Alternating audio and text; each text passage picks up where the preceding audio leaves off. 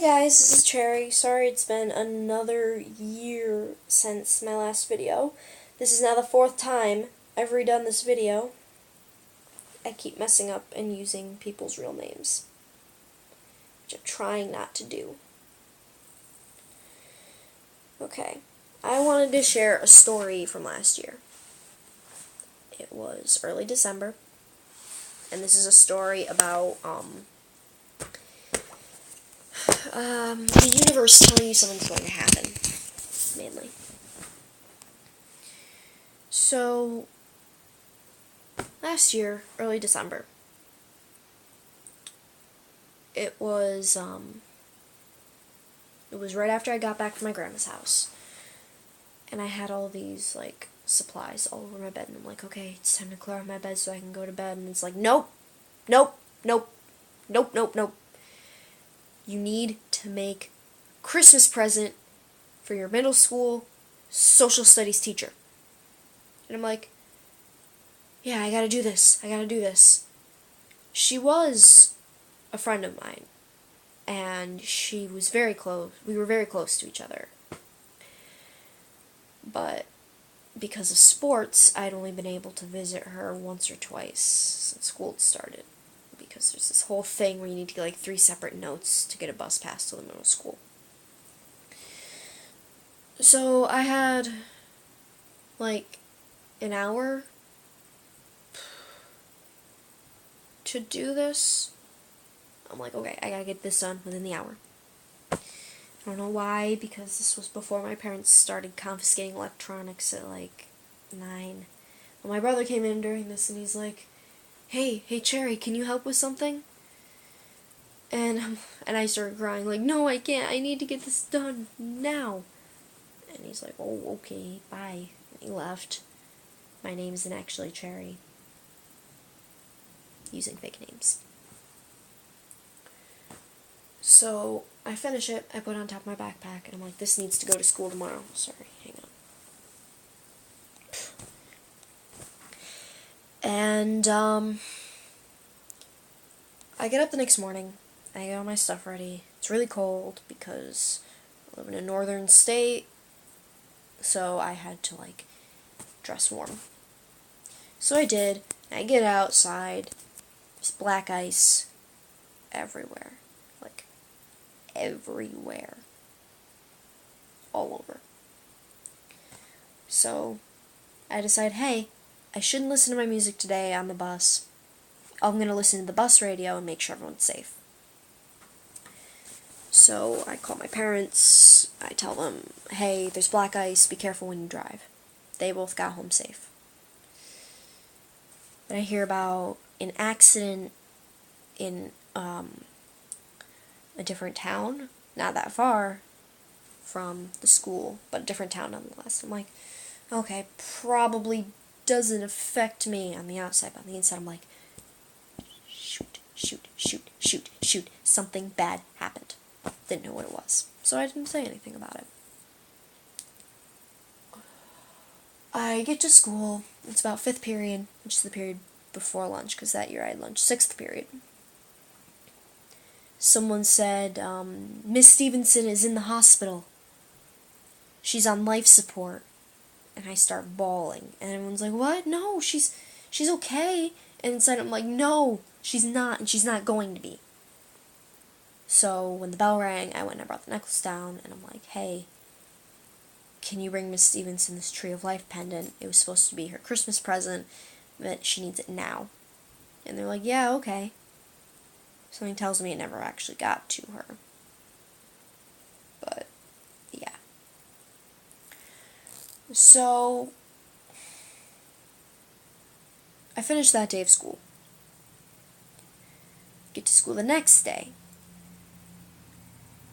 Something feels off. But I don't know what it is yet, because Miss Stevenson is still on life support. I get to 2nd period, about 1/3 of the way through my French notes. We were learning about the placement of things, like next to and across from and away, far away from.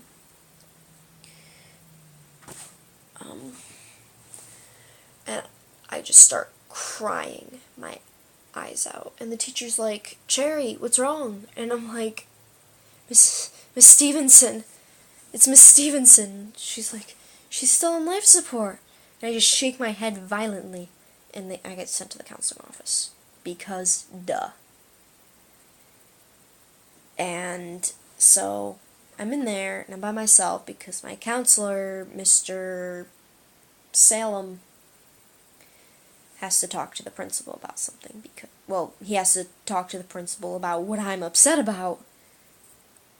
Because he needs to know what's going on before he can reassure me or comfort me or bust out the pitchers of water, because whenever something bad happens in the school that the whole school is technically involved in, the counseling office just gets out a ton of pitchers of water, Play-Doh, smelling markers, and paper, and they're like, if someone comes in, they're like, okay, you can spend as much time as you need in here. Here's some markers, some Play-Doh, and there's pitchers of water. Go get your lunch. I spent all day in that room, drawing with the markers. It was very comforting, so good for them, but I accidentally swallowed an ice cube. So, less ice in the pitchers of water, please. Because someone tells me something's going to happen this year, and if it does, I will report on it. If not, it's just me being paranoid, because I was really close to Miss Stevenson. But he comes back in after about 20 minutes. This whole time I've been crying and chanting, because in my hysteria, I had forgotten that you can't actually affect life and death.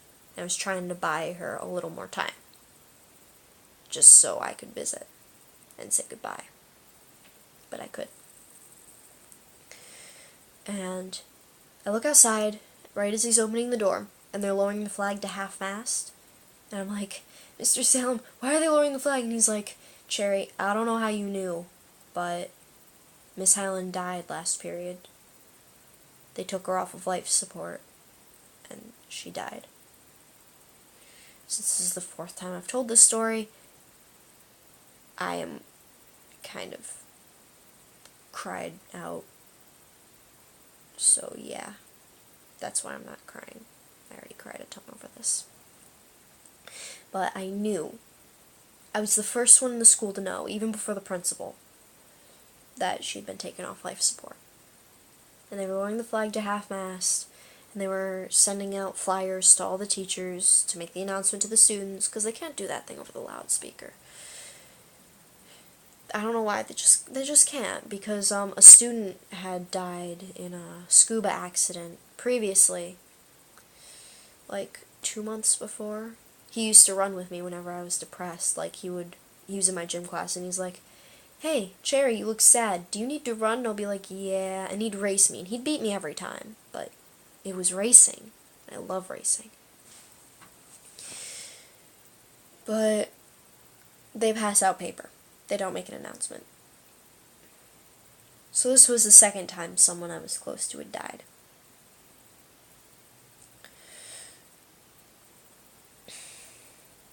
So, yeah, and I knew it was going to happen, and it was really painful because I couldn't do anything about it. But sometimes the universe tells you something's going to happen, and if the universe does, act on it. Do something about it. Don't sit there and try to do something that's literally impossible. Act on it. If it's about someone dying, go see them. Because you might not get a chance to say goodbye. And it's really painful. And I went home early that day, and I called up the priestess of fire of my coven. I am the priestess of air. And we're going to call her Amy. And I forgot that Amy was still in school. So I call her, and I'm bawling. My mom had to leave me home alone because she had to go finish work. So I was alone in my house. I'd made some tea. I was in my PJs. There was Disney on TV. But I'm like, I need to tell Amy. Amy lived here for a year. Amy was really close to Miss Stevenson too. So I called her, and I'm like, Amy, she's dead, because I had been keeping her posted. And she's like, Cherry, I'm in our class. Wait, what? She's really dead? I'm like, yeah. And I gave her, like, the details for the funeral and everything. And so, yeah. And then when we went to the funeral, this is one of the few times I will go into a church service without any fear. I know it's really unreasonable, but I get really scared when I go to a church service because I'm a witch. I'm afraid someone really, like, zealot-esque will find out, even though I don't know any Christians who are zealot-esque. Most of the Christians I know are my best friends. So it's a really unreasonable fear, but it's there. And, so I was sitting in the pews with my friend and her grandmother, who brought me, and my mom's like, you can't tell her grandmother that you're a witch, so keep that stuff low-key, hide your necklace in your dress. I'm like, okay, but then I found out in the car ride that my friend had already told her grandmother, and that her grandmother had been a druid.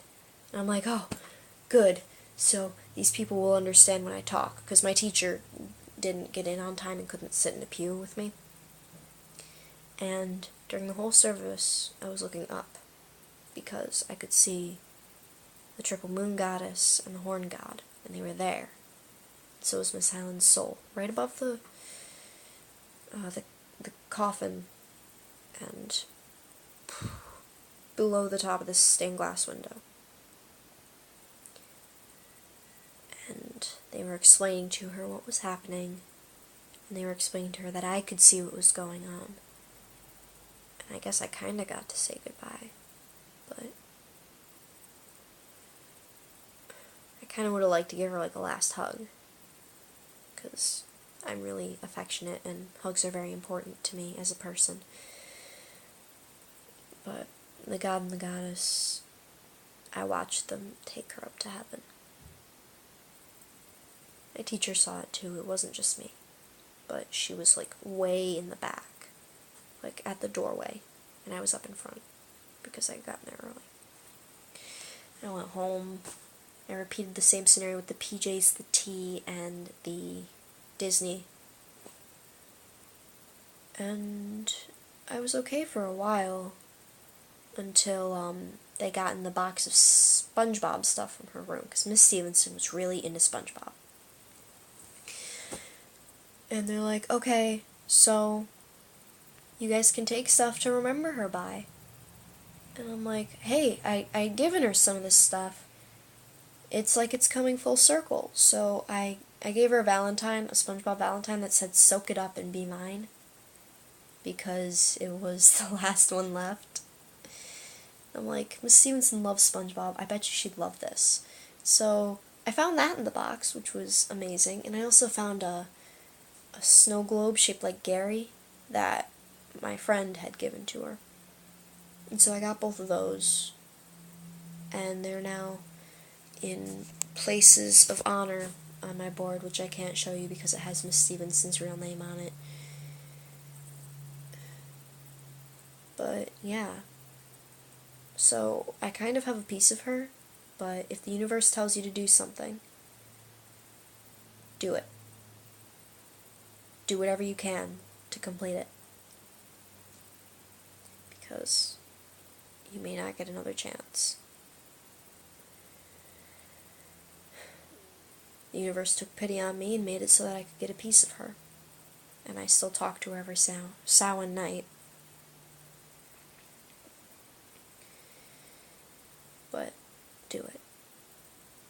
You may not get as lucky.